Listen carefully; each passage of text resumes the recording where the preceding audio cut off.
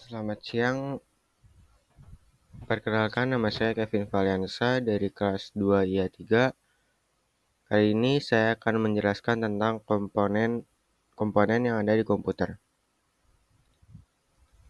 Oke, di komponen komputer ini ada 4, yaitu ada CPU, memori, input-output, dan sistem bus. Mereka ini saling berkaitan. Yang pertama ada CPU. CPU atau Central Processing Unit adalah komponen utama dalam komputer yang berfungsi sebagai otak dari sistem.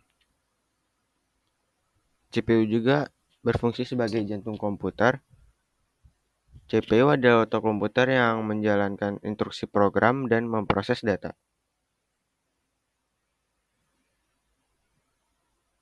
CPU juga berkecepatan tinggi, bekerja dengan kecepatan tinggi, melakukan miliaran operasi per detik. Yang terakhir, fungsi CPU ada koordinasi. CPU mengkoordinasikan aktivitas semua komponen komputer lainnya. Selanjutnya di komponen utama CPU ini ada 4, ada ALU, CU, register, dan sistem bus internal. ALU atau Arithmetic Logic Unit merupakan bagian dari CPU yang bertanggung jawab untuk melakukan operasi aritmatika seperti penjumlahan, pengurangan, dan operasi logika, seperti AND, OR. Selanjutnya ada CU atau Control Unit. CU adalah bagian dari CPU yang bertanggung jawab untuk mengendalikan dan mengatur semua operasi yang terjadi dalam prosesor. Selanjutnya ada register. Register adalah tempat penyimpanan kecil dan cepat di dalam CPU yang digunakan untuk menyimpan data sementara dan instruksi yang sedang diproses. Selanjutnya ada yang terakhir dari komponen utama CPU ada sistem bus internal, adalah jalur komunikasi yang menghubungkan berbagai komponen dalam CPU termasuk ALU, CU, dan register. Selanjutnya ada komponen utama dari komputer, ada memori.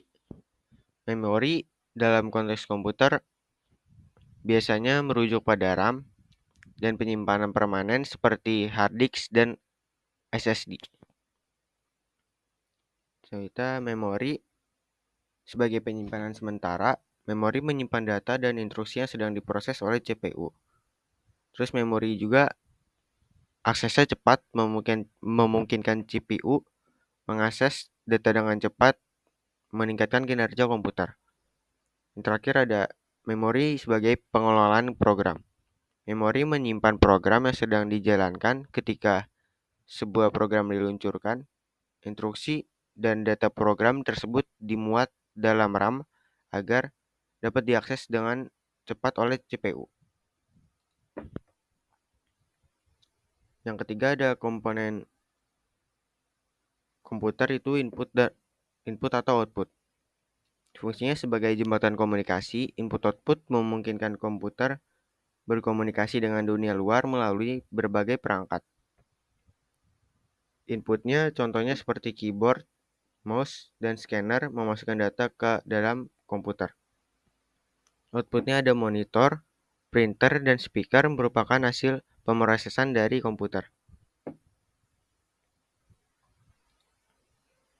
Yang terakhir ada sistem bus. Sistem bus adalah jalur komunikasi yang menghubungkan berbagai komponen dalam komputer seperti CPU, memori, dan perangkat I/O. Fungsinya yang pertama ada transmisi data, mengirimkan data antara CPU, memori, dan perangkat lainnya.